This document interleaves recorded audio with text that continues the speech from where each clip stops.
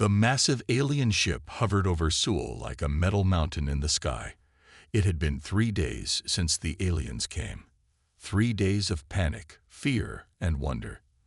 Now, the world watched as the first meeting between humans and the Galactic Council began.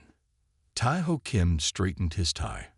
As South Korea's top diplomat, he had been chosen to speak for Earth. His hands were sweaty, but his face stayed calm. "Remember, you represent all humans today," President Lee had told him. "Show them our strength." The meeting room inside the ship was huge. The ceiling stretched up at least 30 feet. Aliens of all shapes and sizes sat at a round table. Some had scales, others had fur. One looked like a giant octopus. At the head of the table sat High Counselor Klex. He had blue skin, 4 arms, and 3 eyes that blinked at different times. Klex looked at Tae-ho and frowned. "This is the human representative?" Klex asked. His voice sounded like rocks in a blender. "It's smaller than I expected." Tae-ho bowed. "I am Tae-ho Kim. I speak for Earth. We welcome the Galactic Council and hope for friendship between our worlds." Klex waved 2 of his 4 arms. "Yes, yes. Sit down, small one." Tae-ho sat in the chair provided. His feet didn't touch the floor. "The Council has studied your planet," Klex said. "We find your species lacking." A screen appeared in the air. It showed humans next to other alien species. The aliens were bigger, stronger, faster. "Your bodies are weak," said a furry alien with tusks. "No natural armor. No claws. Poor eyesight. Slow reflexes. And your technology is primitive," added a tall, thin alien with silver skin. "You haven't even colonized your own solar system." Tae-ho cleared his throat. "With respect, humans have many strengths. We are adaptable. You are what we call a Flumbly species," Klex interrupted. "This is not an insult. Simply a classification. Flumbly species are non-threatening. They often serve administrative roles in the galaxy." The octopus alien waved a tentacle. "We have reviewed your military capabilities as well. Your weapons are inefficient. Your tactics are basic." Tae-ho tried again. "Humans have unique abilities that may not be obvious at first glance. Our military forces use projectile weapons," laughed a reptilian alien. "Pieces of metal propelled by explosions. The rest of the galaxy moved past such primitive tools 1,000 years ago." Klex held up a hand for silence. "The Council has decided. Earth will be granted Flumbly status. You may join the Galactic Alliance with limited voting rights. Your people can fill support roles, perhaps in food service or cleaning." Tae-ho felt his face grow hot. "We request a demonstration period. Let us show what humans can do before you decide." The aliens looked at each other. Some laughed. "The classification is final," Klex said. "The treaty will be signed tomorrow. Your planet will benefit from our protection and technology. In return, you will accept your place in the galactic order." Tae-ho stood up. Though he was much shorter than the aliens, he stood straight. "We will sign your treaty. But I believe you have misjudged humans." As he left the room, he heard the aliens laughing. Back on Earth, Tae-ho reported to the World Council. "They think we're weak," he said. "They call us Flumbly. They see no value in our military or our skills." President Lee sighed. "Do we have a choice?" "No," Tae-ho admitted. "They have ships that could destroy our cities in seconds. We must join their alliance on their terms." "Then we will sign," the president said. "But they will learn. One day, they will see what humans can really do." Little did the Galactic Council know, that day would come sooner than anyone expected. 3 months after Earth joined the Galactic Alliance, Sergeant Ji-won Park lay on her stomach in the mud. Rain soaked through her uniform. She had not moved for 6 hours. Through her rifle scope, she watched the training grounds of the Alliance military base.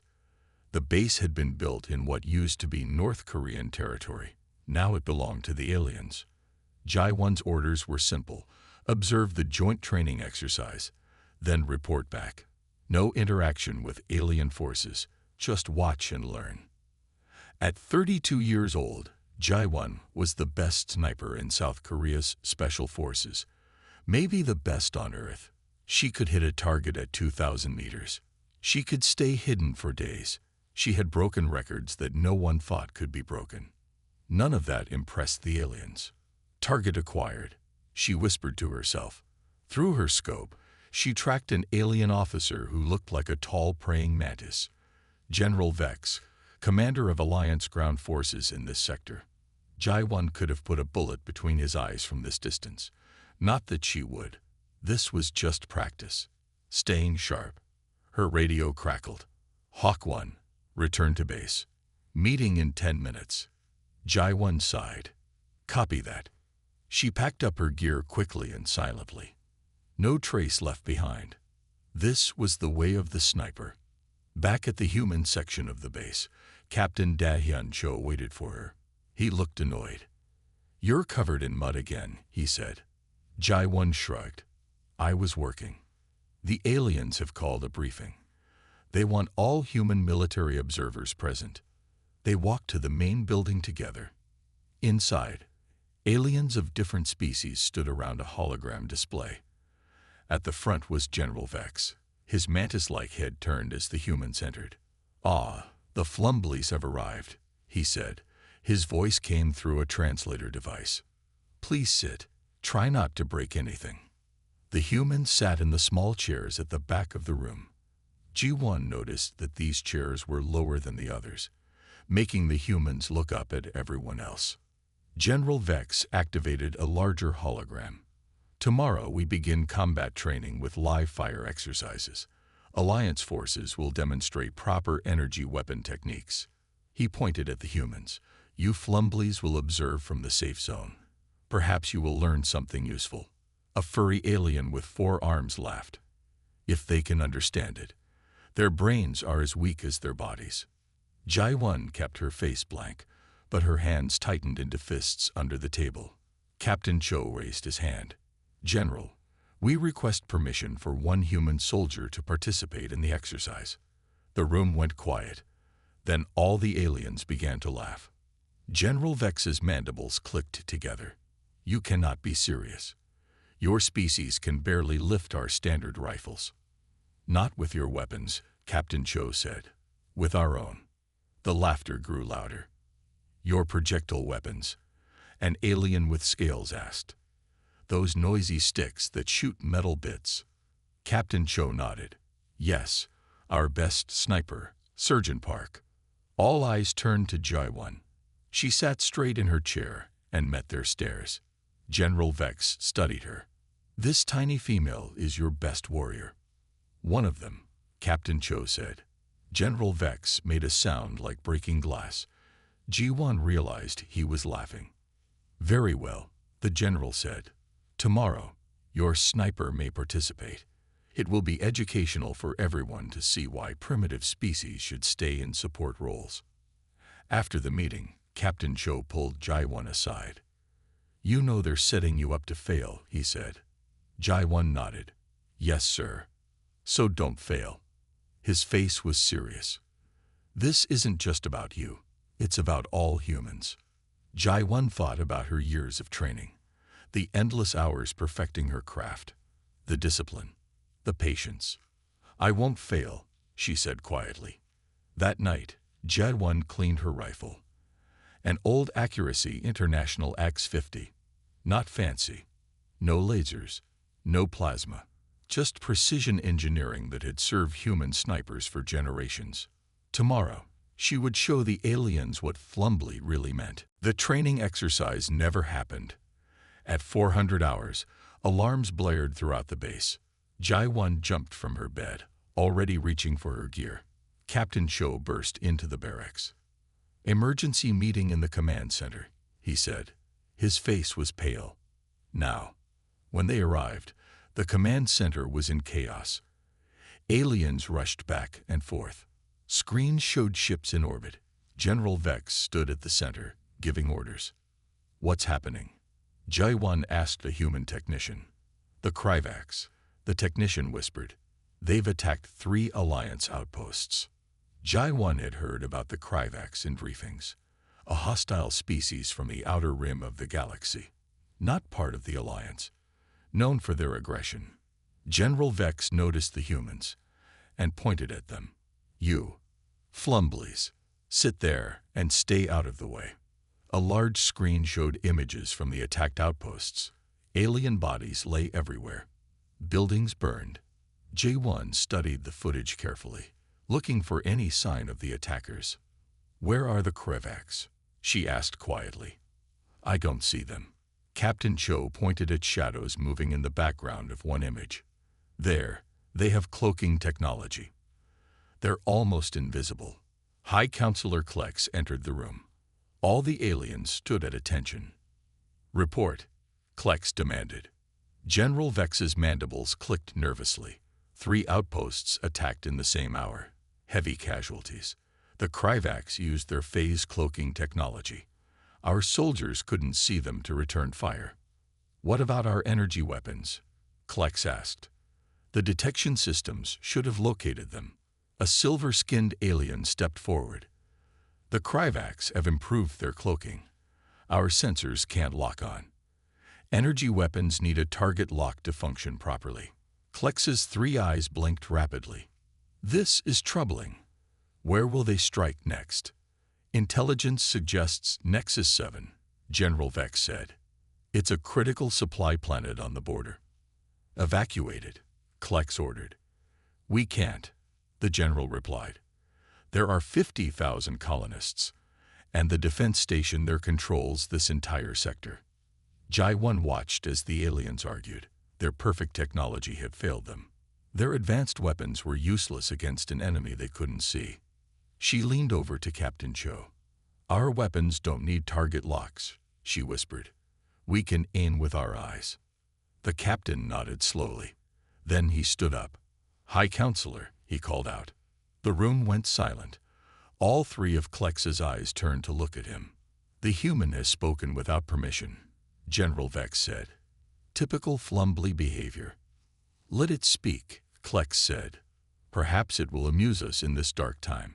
Captain Cho straightened his back. We can help with the Kryvax problem. Human soldiers, specifically our snipers, don't need electronic targeting systems. We can track targets visually and hit them even if they're partially cloaked. The room was quiet for a moment. Then laughter erupted. You think your primitive projectile weapons can do what our advanced technology cannot? General Vex asked between laughs. Human snipers trained to spot tiny details. Captain Cho continued, ignoring the laughter. Movement in grass, disturbed dust, heat distortion, things your sensors might miss. Klex raised a hand for silence. And you believe what did you call them? Snipers. You believe they could see the Kryvax. It's possible, Captain Cho said. At least worth trying. Jai-1 watched as the aliens exchanged looks. Some seemed amused, others annoyed. The Flumbly makes an interesting point, a reptilian alien said. Their primitive ways might actually be useful here. Klex thought for a moment. Very well. We will send a small human contingent to Nexus 7 as an experiment, but the main defense will be handled by proper Alliance forces. Captain Cho nodded. Thank you, High Counselor. As they left the command center, Jai-1 looked at her captain. They still don't think we can do it. Captain Cho smiled slightly. Then we'll just have to surprise them. That night, Jai-1 was told she would be going to Nexus 7 along with a spotter named Corporal Junseo Lee. They would depart in the morning. The hunt was about to begin. The ship to Nexus 7 was crowded with Alliance soldiers. G1 and Junseo sat in a small corner, ignored by the aliens around them. Their human-sized chairs made them look like children among adults. Junseo was younger than Jai-1, only 26. He had been a math teacher before joining the military. His eyes were sharp, and his mind was sharper. The perfect spotter for a sniper. Have you ever fired a gun? Jai-1 asked him quietly. Junseo nodded. Basic training. I'm better with calculations. Wind speed, distance, bullet drop. Good, Jai-1 said. That's what I need. A shadow fell over them. Commander Drez, a tall alien with skin like blue stone, stood there. He was in charge of the Nexus 7 mission. I want to make something clear, Flumblies, Drez said. His 4 yellow eyes blinked in sequence. You are here as an experiment. Nothing more. You will follow orders exactly. Jai-1 nodded. Yes, Commander. You will be stationed in the southern mountains, Drez continued, far from the main colony. If the Krivaks come, they will attack the defense station first. You will not engage unless ordered. We understand, Jun-Seo said. Drez looked at their bags. What equipment do you require? Jai-1 had been thinking about this. Water, food for 2 weeks, basic shelter, and my rifle. Drez made a sound like rocks grinding together. Ji-1 realized he was laughing. That's all? He asked. No energy shields? No motion sensors? No, sir, Jai-1 replied. Just the basics. The commander shook his head. Primitive creatures. Very well. After he left, Jun-Seo leaned toward Ji-1. He thinks we'll fail. Everyone thinks we'll fail, Jai-1 said. That's why we won't. Nexus 7 was a beautiful planet. From orbit, it looked like Earth might have thousands of years ago. Blue oceans, green forests, white mountains, but no cities or pollution. Their landing craft touched down in a valley between tall mountains. The air smelled clean and fresh. For a moment, Jai-1 allowed herself to enjoy it. Commander Drez pointed to a rocky slope. You will set up there. The main colony is 30 kilometers north. The defense station is here. He showed them on a map. Daily check-ins at 800 hours. Do not use communications otherwise. Understood, Jai-1 said. Drez handed them small packs. Your supplies.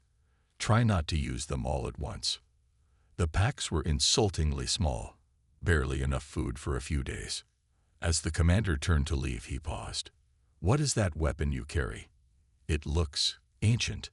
Jai-1 held up her rifle. Macmillan TC-50, modified for extra range and stability. 50 caliber. Drez snorted. It fires metal projectiles. Yes, sir. How primitive. The Krivaks have shields that stop particles moving at high speeds. Jai-1 nodded. We'll adapt. You'll die, Drez said flatly. But perhaps your failure will provide useful data. The landing craft departed, leaving Jai-1 and Jun-Seo alone on the mountain. They watched it shrink to a dot in the sky. Friendly guy, Jun-Seo said with a small smile. Jai-1 shouldered her pack. Let's find a good position before dark. They hiked up the rocky slope, looking for the perfect spot. Jai-1 had spent years learning how to choose sniper positions. Height, cover, line of sight, multiple escape routes. Near the top, she found what she wanted. A small outcrop with a view of the valley below. It was partially sheltered by large rocks, with a narrow cave behind it. This is it, she said. We can see the defense station from here, but we're hidden from below. Jun-Seo began unpacking their gear. They didn't give us much. We don't need much, Jai-1 replied. She assembled her rifle with practiced hands. Each part fit perfectly. The scope was her favorite, custom-made with her exact specifications. As the sun set, turning the sky purple and red, Jai-1 settled into position. She would take the first watch. Jun-Seo would sleep. Do you really think we can see these Krivaks? Jun-Seo asked. If they're invisible. Jai-1 looked through her scope, scanning the valley slowly. Nothing is truly invisible, she said. You just have to know how to look. The hunt had begun. 3 days passed. Ji-1 and Jun-Seo settled into a routine. They took turns watching the valley. They ate small meals to make their food last longer. They spoke little, saving energy. The weather on Nexus 7 was harsh. Hot days, cold nights, rain that came suddenly and left just as fast. But Jai-1 had trained in worse conditions. On the fourth morning, Jum-seo checked their radio during the daily call. The defense station reports no sign of the Kryvax, he told Jai-1. Commander Drez thinks they might not come here after all. Jai-1 didn't respond. She lay on her stomach at the edge of their position, looking through her scope. Hour after hour, she studied the valley. The way the grass moved in the wind, how the shadows changed as the sun crossed the sky, the patterns of the local animals. How do you do it? Jum-seo asked on the fifth day. Just lie there for hours without moving. Jai-1 adjusted her scope slightly. This is what humans do best, she said. We wait, we watch, we learn. The aliens don't understand that, Jum-seo said. They rely on their technology to do the watching for them. Jai-1 nodded. That's their weakness. On the sixth day, their radio crackled with panic. The Kryvax had attacked a small outpost on the other side of the planet. 12 Alliance soldiers dead. No enemy seen. They're here, Jai-1 said quietly. That night, Jum-seo used their small cooking stove to heat their meal. I've been thinking about what you said, about patience being the human strength. Jai-1 nodded as she cleaned her rifle. In my village, Jum-seo continued, my grandfather was a fisherman. He could sit in his boat all day without moving, just waiting for the right fish. The other kids thought it was boring, but I used to watch him. There was something powerful about his stillness. Your grandfather would have made a good sniper, Jai-1 said. She checked her ammunition. 20 rounds left. She would have to make each one count. On the seventh day, disaster struck. The main defense station came under attack. Through her scope, Jai-1 watched Alliance soldiers firing energy weapons at empty air. They fell one by one, cut down by invisible enemies. Should we report this? Jum-seo asked, his voice tense. No, Jai-1 said, still watching. They know they're under attack. Our job is to observe. Observe what? We can't see the Kryvax either. Jai-1 remained silent, her eye never leaving the scope. She was looking for patterns, disturbances in the dust, strange movements in the grass, the way birds suddenly flew away from seemingly nothing. By the eighth day, the situation had grown worse. Half the defense station was destroyed. Alliance reinforcements arrived, only to be cut down by the invisible enemy. This is a slaughter, Jum-seo said, as they watched through binoculars. Jai-1 had not slept in 36 hours. Her eyes were red, but she didn't stop watching. Something was forming in her mind. A pattern. A understanding. The Kryvax aren't completely invisible, she said finally. Jum-seo looked at her.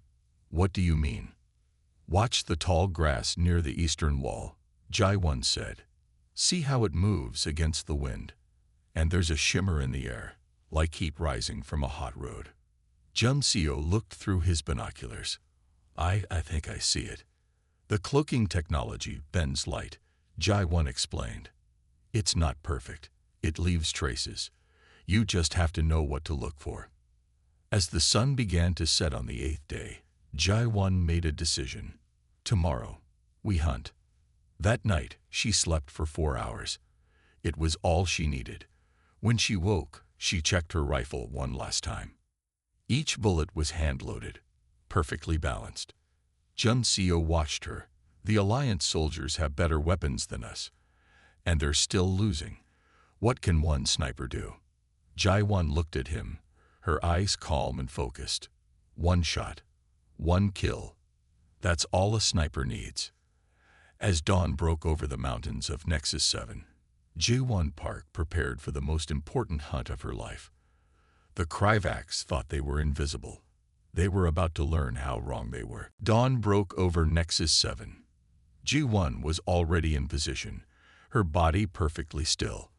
The morning air was cold, but she didn't shiver. She controlled every part of her body. Her breathing was slow and steady. Jum-seo lay beside her with a small device he had built from spare parts. It measured wind speed and direction. Wind from the west, he whispered. 3 kilometers per hour. Temperature rising. Jai-1 made tiny adjustments to her scope. Range to the eastern wall. 1,800 meters, Jun-seo replied. Downhill angle of 7 degrees. Through her scope, Jai-1 could see the ruins of the defense station. Alliance soldiers moved among broken walls, tending to wounded comrades. No sign of Commander Drez. Perhaps he was dead. Movement, Jai-1 said suddenly. 2 o'clock, near the tall red grass. Jun-seo trained his binoculars on the spot. I don't. Wait. Yes, the grass is moving wrong. Jai-1 focused on the disturbance. The grass bent slightly, as if something was pushing through it, something the eye couldn't see. But the grass didn't lie. There's a pattern, she said quietly. They're moving in groups of 3. 1 in front, 2 behind. For 3 hours they watched. Ji-1 memorized the movement patterns of the Kryvax. They were disciplined, but predictable. They changed guards at regular intervals. They followed the same paths. They think no one can see them, Jun-seo said. So they're not being careful. Jai-1 nodded. That's their mistake. Near midday, Jai-1 spotted her target. A larger disturbance in the air, moving with purpose toward the eastern wall of the station. The way the others moved around it suggested a leader. Target identified, she said. Eastern approach. Larger than the others. Jun-seo checked his instruments. Wind is shifting. 5 kilometers per hour now from the southwest. Jai-1 adjusted her aim slightly. In her mind, she calculated everything. Distance. Wind. The pull of the planet's gravity, slightly stronger than Earth's. The spin of the bullet. Breathing, she reminded herself. Inhale. Exhale halfway. Hold. The target stopped moving. It seemed to be surveying the damage to the station. Range? Jai-1 asked. 1,742 meters, Jun-seo replied. Humidity increasing. Jai-1's finger rested lightly on the trigger, not pulling yet, waiting for the perfect moment. Ready, she whispered. She took a final breath, let half of it out, and held. The world narrowed to the spot where she knew the invisible Kryvax leader stood. She squeezed the trigger. The rifle kicked against her shoulder. The sound echoed across the valley. Through her scope, Jai-1 saw a spray of dark blue liquid appear in the air. Then, like a fading dream, a shape became visible. A tall, thin creature with 4 arms and a long head fell to the ground. Its cloaking device sparked and failed. Hit, Jun-seo whispered, his voice filled with awe. Direct hit on an invisible target at over 1.5 kilometers. Alliance soldiers at the station turned in confusion, looking for the source of the gunshot. Pack up, Jai-1 said quickly. We move now. They gathered their gear and practiced motions. Within 2 minutes, they were gone from the position, moving through rocks and shadows to a backup location they had prepared. From their new hiding spot, they watched the chaos below. Kryvax soldiers dropped their cloaking to attend to their fallen leader. For the first time, the Alliance forces could see their enemy. Energy weapons fired. More Kryvax fell. Jai-1's radio crackled. Commander Drez's voice came through, filled with disbelief. Human sniper, report. Did you fire that shot? Jai-1 hesitated, then responded. Confirmed. 1 target eliminated. Impossible, Drez said. No one can hit what they cannot see. Humans can, Jai-1 replied simply. There was a long pause. Where are you? Drez asked. Safe, Jai-1 said, moving to new position to continue mission. Before Drez could respond, Jai-1 turned off the radio. She looked at Jun-seo. They know we can help now, she said, but we hunt better alone. Jun-seo nodded. Where to next? Jai-1 studied the valley through her scope. West Ridge. Higher ground. Better angles. As they moved through the wilderness, Jai-1 allowed herself a small smile. The hunt had just begun. Word spread fast about the human sniper who could see the invisible. By nightfall, Jai-1 had taken 3 more shots. 3 more Kryvacs had fallen. "They're changing tactics," Jun-seo said as they watched from their new position on the western ridge. "Look, they move differently now. More random, less predictable." Jai-1 nodded. The Kryvacs were no longer following the same paths. They darted from cover to cover. They stayed in shadows. They were adapting. "They know they're being hunted," she said. Their radio buzzed. Ji-1 answered it reluctantly. "Sniper, this is Commander Drez. Report your position." "Negative," Ji-1 replied. "Position classified." "This is a direct order." Drez's voice was angry. "You will report your position now." Ji-1 turned off the radio again. Jun-seo looked worried. "He sounds upset," he said. "He's afraid," Ji-1 corrected. "The Kryvacs have killed many Alliance soldiers. Now they know someone can see them. They're scared. And scared enemies make mistakes." As morning approached, Ji-1 spotted movement near the defense station's water supply. A shimmer in the air that didn't match the dawn light. She took careful aim and fired. Another Kryvacs fell. But this time, something changed. The fallen Kryvacs' comrades didn't rush to help. Instead, they looked directly toward Ji-1's position. "They're triangulating our location from the shot," Jun-seo said, suddenly alert. "We need to move. Now." They packed quickly and moved deeper into the mountains. Behind them, shimmers in the air showed several Kryvacs following their trail. "They're hunting us now," Jun-seo said. Ji-1 checked her ammunition. 12 rounds left. "Good," she said. "Let them come." They traveled for 3 hours, setting false trails and doubling back. All tricks Ji-1 had learned on Earth. When they found a narrow canyon with steep walls, Ji-1 made her decision. "Here," she said. "This is where we make our stand." Jun-seo looked confused. "Shouldn't we keep moving?" "No. They expect that." Ji-1 began setting up positions. "We will turn their hunt against them." She showed Jun-seo how to create decoys from their spare clothes, how to disturb the ground to make false footprints, how to set up stones that would fall and make noise if someone passed by. On Earth, hunters became the best by understanding their prey, Ji-1 explained. But the best hunters also know what it feels like to be hunted. By midday, they were ready. They hid in a small cave high on the canyon wall. From there, Ji-1 could see the entire canyon below. The wait was not long. 5 shimmers appeared at the canyon entrance. Kryvacs hunters, moving slowly, carefully. "Elite warriors," Ji-1 whispered. "See how they check the ground. They're tracking us." The Kryvacs moved into the canyon, following the false trails Ji-1 had left. They spread out, each taking a different path. Ji-1 waited patiently. The first Kryvacs approached one of her decoys. It paused, sensing something wrong. Too late. Ji-1's shot echoed in the canyon. The Kryvacs fell. Immediately, the others took cover, but now Ji-1 knew exactly where they were. "Mark the positions," she told Jun-seo. He quickly noted where each disturbance had moved. 4 targets, behind rocks at 2, 5, 8, and 10 o'clock. One of the Kryvacs fired toward their position.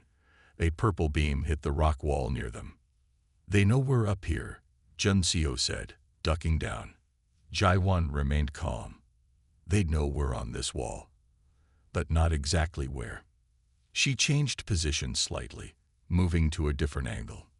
Then she took aim at the disturbance behind the closest rock. She fired again. Another hit. The remaining Kryvacs began retreating. Ji-1 let them go. "Why not take the others?" Jun-seo asked. "They'll tell their friends," Ji-1 said, "about how humans hunt, about how we don't need technology to see them. Fear will spread." As the sun set on the 9th day, reports came through their radio. Alliance reinforcements had arrived. The Kryvacs were pulling back from the defense station. Commander Drez's voice came through. Human sniper. The enemy is retreating. Report to base immediately.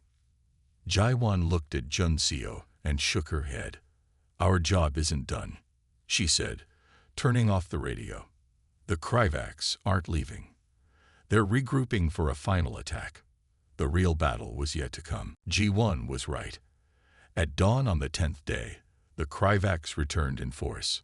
From their high position, Ji1 and Junseo watched as dozens of shimmers approached the defense station from all sides. The Alliance soldiers had set up energy barriers and sensor arrays, but Ji1 knew they wouldn't be enough. We need to get closer, she said, already packing her gear. Junseo looked worried. Closer? But we're safe up here. We can't hit their leaders from this distance, Ji1 explained. We need to cut off the head of the snake. They climbed down from the canyon and began moving through the rough terrain toward the defense station. Their food was gone. Their water was low. Ji1's body ached from days of constant movement and little sleep, but she pushed forward. There, she said, pointing to a hill about 800 meters from the station. Perfect position. As they neared the hill, a purple energy beam hit the ground near Ji1's feet. She dove for cover, pulling Junseo with her. They're waiting for us, Junseo whispered. 3 Kryvacs had set up an ambush on their path. Ji1 could see their shimmers moving between rocks ahead. I'm hit, Junseo said suddenly. Blood soaked through his sleeve where a beam had grazed his arm. Ji1 checked the wound quickly. Can you move? Junseo nodded, his face pale but determined. We need to go around, Ji1 said. There's no time to fight them. They crawled backward, then circled wide around the ambush. It cost them precious time. By the time they reached the hill, the attack on the station had begun. Purple beams crisscrossed the air. Alliance soldiers fell one by one, firing desperately at enemies they could barely see. Commander Drez stood on the wall, shouting orders. Ji1 set up her position quickly. Junseo bandaged his arm, then prepared his spotting equipment with his good hand. I count at least 50 Kryvacs, he said. Maybe more. Ji1 looked through her scope, searching for patterns. The Kryvacs moved differently now. Some hung back, directing others. Those would be the leaders. There, she said. The 3 shimmers by the fallen tower. They're not advancing. Others keep returning to them for orders. She took aim at the center shimmer. Distance, 782 meters. Wind, light from the east. She controlled her breathing, focused entirely on the target. The shot hit true.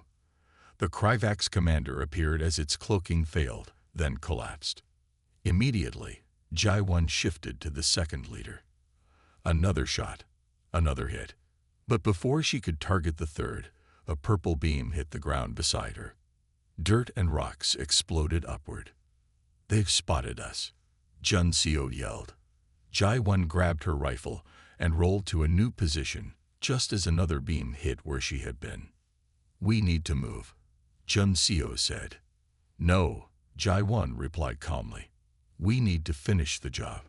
From her new position, she took aim at the last Kryvacs leader.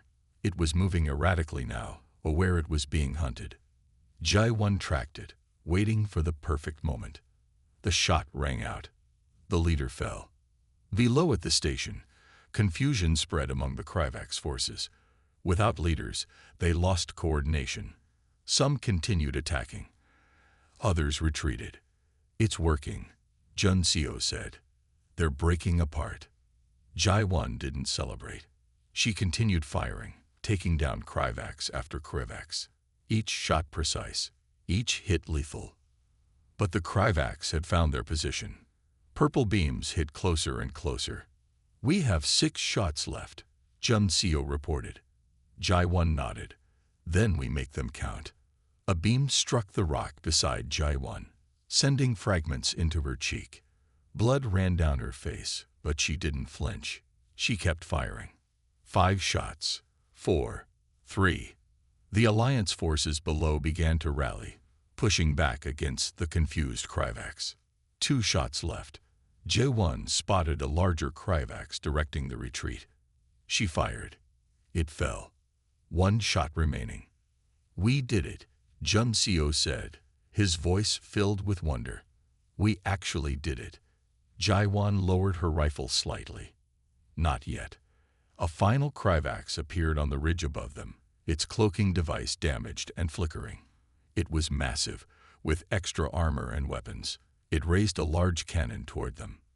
Jaiwan turned, raised her rifle, and fired her last bullet. The massive Kryvax fell backward, a hole where its head had been.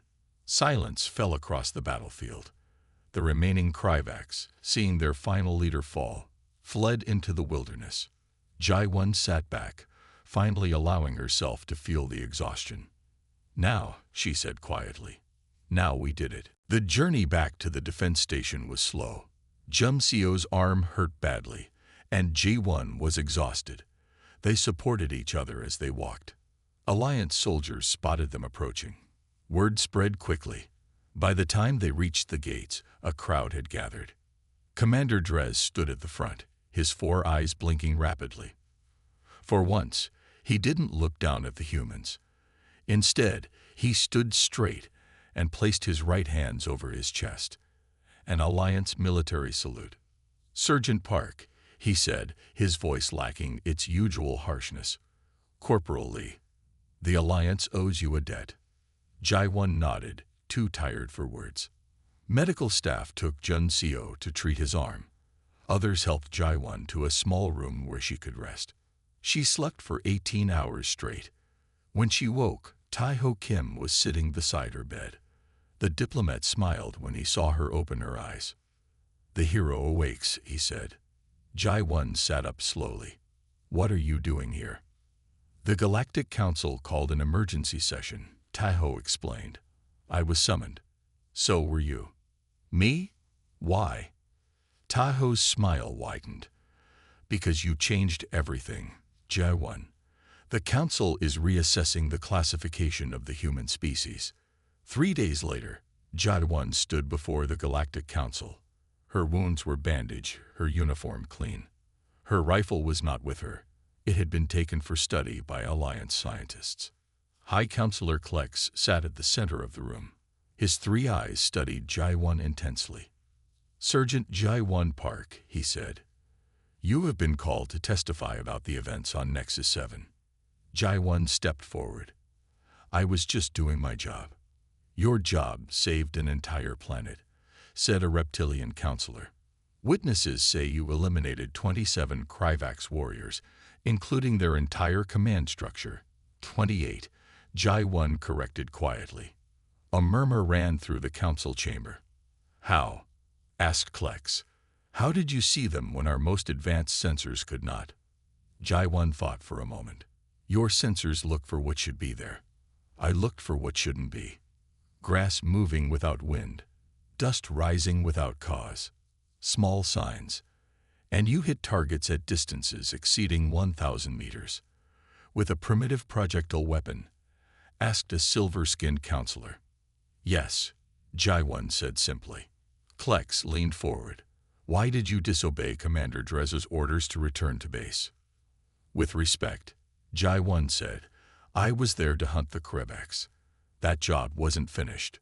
The council members looked at each other. Then Klex pressed a button. A large screen appeared showing a classification chart. At the top it read, "Species ASSESSMENT, Human." Currently, it showed, "Classification, FLUMBL, Threat Level, Minimal, Recommended Roles, Administrative, Support." Klex pressed another button. The chart changed. Classification, APEXP Radiator, STEALTH Specialist. Threat Level, High.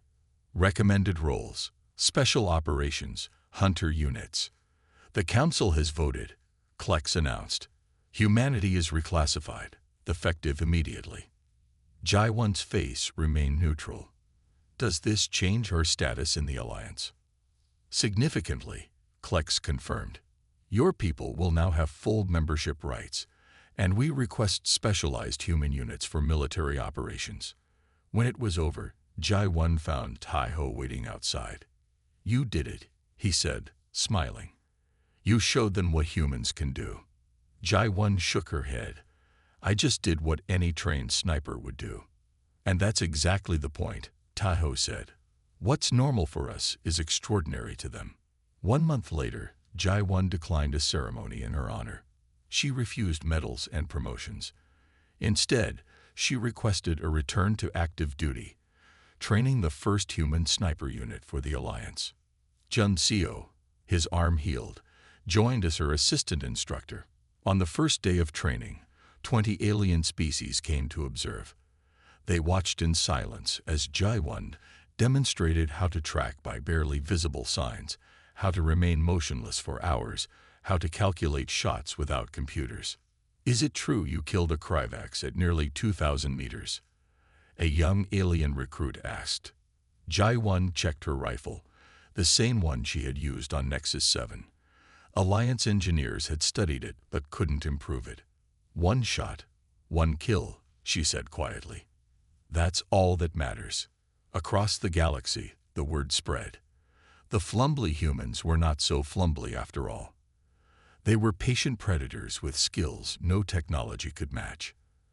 The Kryvax never attacked another Alliance world. And no one ever underestimated humans again.